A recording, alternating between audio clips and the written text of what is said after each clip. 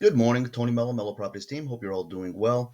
Wanted to showcase a property, create a video on a property. We've got a situation in the real estate market where buyer agents are now getting into a situation, buyer agents being agents that are helping out buyers, where they are not getting compensated. So a few things are going to happen. Obviously, there are going to be some agents that are starting out new that will do work for nothing. Those folks have little experience and will be able to not help you at the level that the more experienced ones could. So there'll be those that won't will do it for little or for nothing. Take that as that is. There'll be others that have some experience and will try to negotiate a certain amount of money. And there'll be the ones that at the higher level that can really help you and that will be looking for more money. So traditionally, the money comes from the listing agent that is negotiated with the seller. The listing agent gets a percentage of the sales price and then shares that percentage of the sales price with the buyer agent. This is not a hard and fast rule. It's not going away entirely from what the way it used to be done.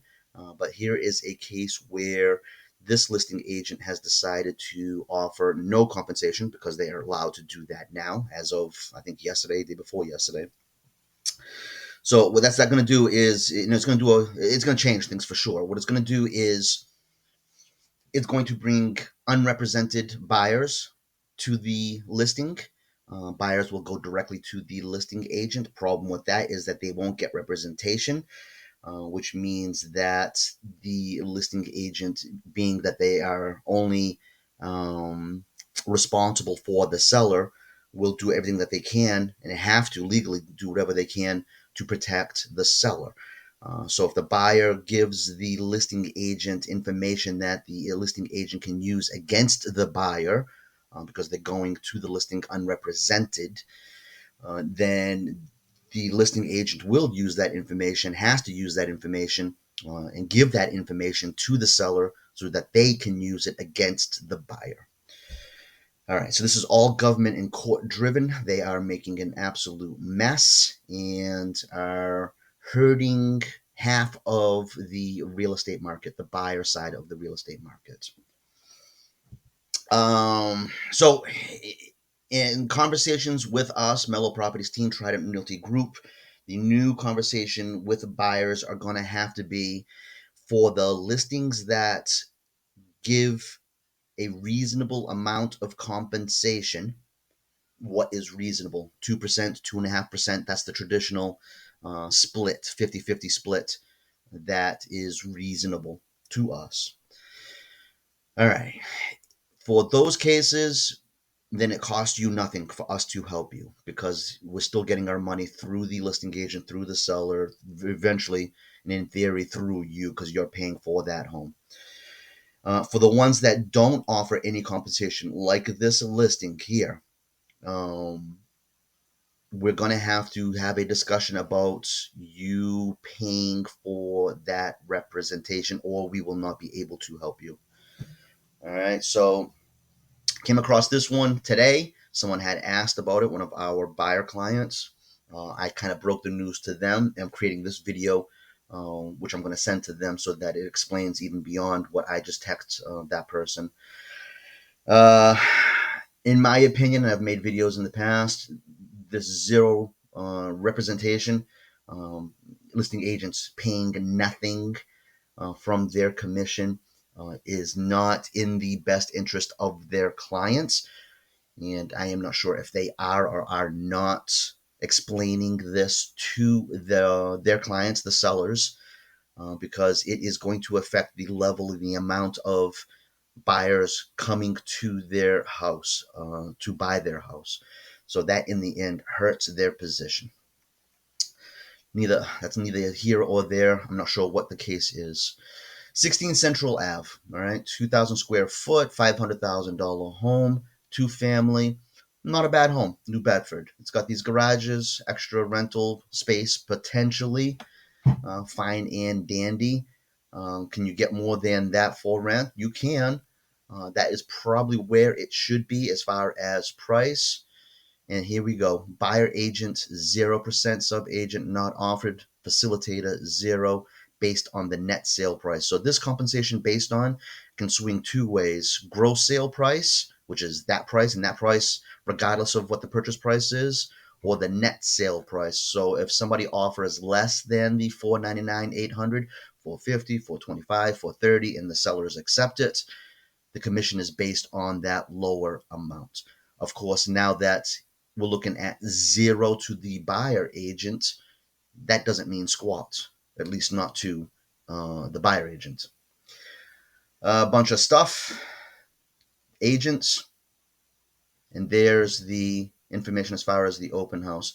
We've already told our buyer that we cannot help unless we're getting compensated, and that we'll give them the information to go direct if that's what they decide to do.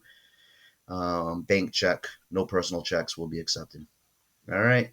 So, gigantic mess with all this stuff. And it really is going to impact the amount of buyers on the market. It is going to put buyers at risk.